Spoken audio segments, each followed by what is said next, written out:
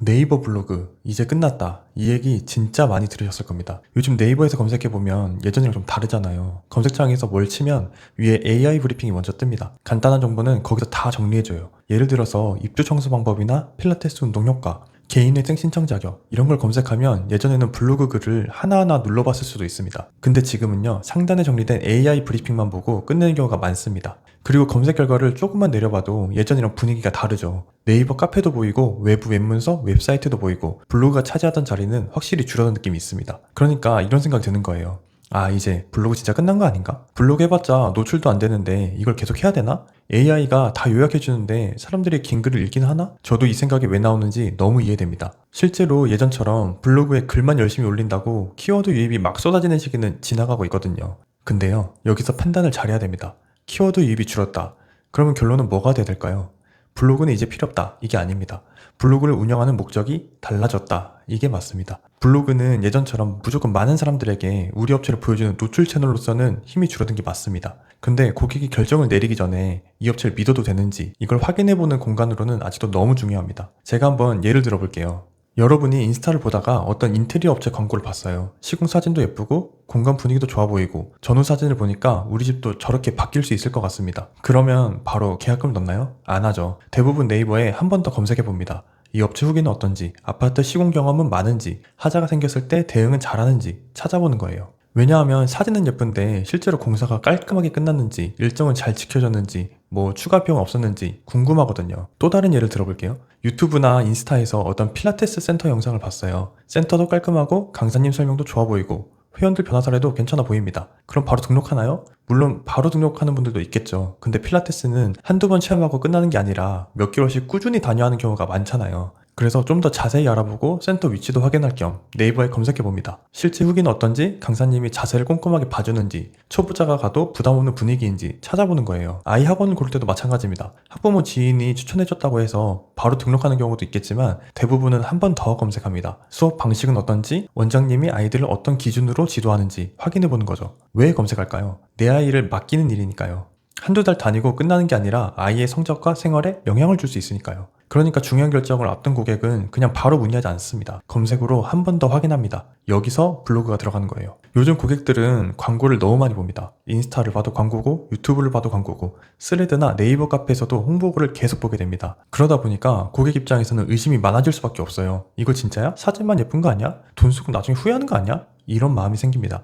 그리고 그 의심을 확인할 때 고객들이 가장 익숙하게 찾는 곳이 아직은 네이버입니다. 우리가 착각하면 안 되는 게 있어요. 사람들이 네이버에서 정보를 덜 찾는다고 해서 네이버에서 업체를 확인하지 않는 게 아닙니다. 정보 검색은 줄어들 수 있어요. 예전에는 방금 위에서 말한 입주 청소 방법, 필라테스 운동 효과, 개인회생 신청 자격, 이런 정보성 키워드로 블로그에 들어왔을 수 있습니다. 근데 이제 이런 단순 정보는 블로그의 핵심 경쟁력이 아닙니다. 그러면 블로그는 뭐가 남아야 될까요? 실제로 일하면서 겪은 이야기와 고객들이 자주 걱정하는 부분을 보여줘야 됩니다. 고객이 맡기기 전에 실제로 걱정하는 부분, 업체를 잘못 골랐을 때 생길 수 있는 불편함, 사장님이 현장에서 겪은 사례, 뭐 이 업체가 일하는 방식, 고객이 결과물을 받고 만족했던 지점, 이런 것들이 블로그 안에 있어야 됩니다. 결정 직전에 고객은 설명보다 근거를 찾아요. 인테리어 자재가 궁금한 게 아니라 이 업체가 공사를 끝까지 책임지고 해줄까? 이게 궁금한 겁니다. 필라테스 효과가 궁금한 게 아니라 이 센터에서 내 몸 상태에 맞게 봐줄까? 이게 궁금한 거죠. 이제 마케팅 채널로서의 블로그 역할이 완전히 달라진 겁니다. 예전 블로그는 키워드 많이 잡고 상단 노출을 시키고 검색 유입을 최대한 많이 가져오는 게 중요했습니다. 사람을 많이 데려오면 그중 일부가 문의할 거라고 생각하는 방식이었죠. 그런데 지금은 조금 다릅니다. 고객은 다른 채널에서 우리를 처음 볼 수도 있습니다.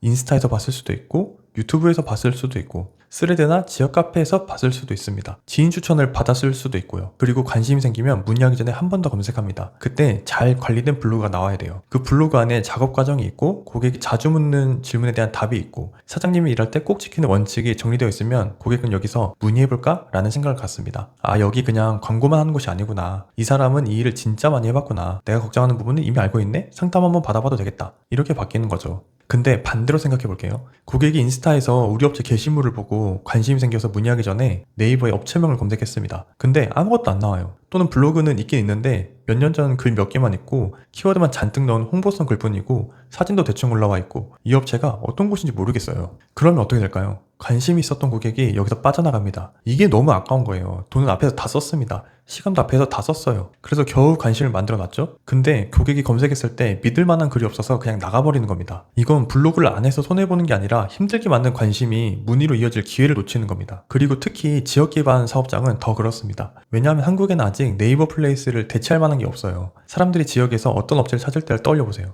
타이어 업체를 찾을 수도 있고 입주 청소 업체를 찾을 수도 있고 인테리어나 도배 업체를 찾을 수도 있습니다. 아이 학원이나 필라테스 센터처럼 생활권 안에서 직접 방문해야 하는 것도 마찬가지입니다. 이럴 때 대부분 아직 네이버 지도와 연동된 네이버 플레이스를 먼저 봅니다. 검색 결과에 업체가 뜨면 사진을 보고 리뷰를 보고 위치와 영업시간을 확인합니다. 그리고 조금 더 궁금해지면 블로그 글까지 눌러보는 거죠. 여기서 블로그가 연결되어 있으면 굉장히 강력합니다. 플레이스는 위치, 영업시간, 전화번호, 가격, 리뷰처럼 기본 정보만 보여줍니다. 반면 블로그는 상담 과정, 작업 방식, 고객이 자주 걱정하는 부분까지 자세히 보여줄 수 있습니다. 우리 업체가 어떤 고객에게 맞는지, 처음 상담은 어떻게 진행되는지, 작업 전에 무엇을 확인하는지, 결과물이 나오기까지 어떤 과정을 거치는지 이런 내용을 플레이스보다 훨씬 자세하게 보여줄 수 있습니다. 그러니까 블로그는 단순히 검색으로 사람을 데려오는 글이 아니라 고객이 업체를 더 자세히 알아보는 글이 되는 겁니다. 블로그가 끝난 게 아닙니다. 방문자 수만 믿고 운영하던 방식이 더 이상 통하지 않게 된 겁니다. 조회수 많이 뽑아서 광고 수익 얻고 맛집 리뷰 쓰고 협찬받고 체험단하는 방식은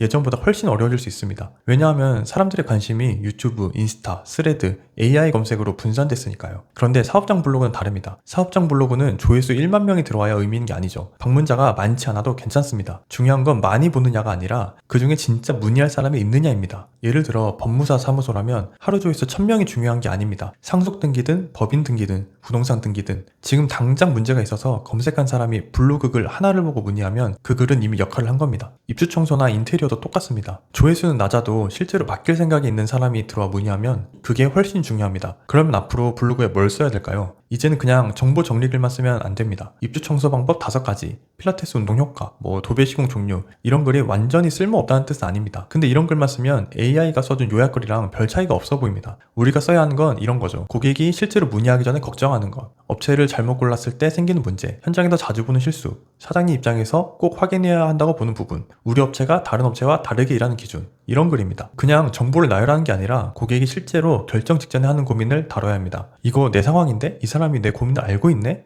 여기라면 맡겨도 되겠다. 여기까지 가야 됩니다. 정리하면 이렇습니다. 블로그의 역할은 이제 검색 노출보다는 고객이 검색했을 때 여기 괜찮겠다라고 느끼게 만드는 데 있습니다. 그 글 하나 때문에 문의가 들어올 수도 있고 고객이 그냥 나가버릴 수도 있습니다. 그러니까 지금 당장 한번 확인해보세요. 내 업체명을 네이버에 검색했을 때 뭐가 나오나요? 플레이스에서 우리 업체를 눌렀을 때 고객이 더 깊게 볼 수 있는 블로그 글이 있나요? 그 글을 봤을 때 고객이 여기 괜찮다라고 느낄 만한 내용이 있나요? 없다면요. 열심히 인스타로 홍보해서 만든 고객의 절반을 놓치고 있는 겁니다. 중요한 건 고객이 네이버에 우리 업체를 검색했을 때 믿을 만한 업체로 보이느냐입니다. 오늘 내용이 도움이 되셨다면 구독, 좋아요 부탁드립니다. 영상 끝까지 시청해주셔서 감사합니다.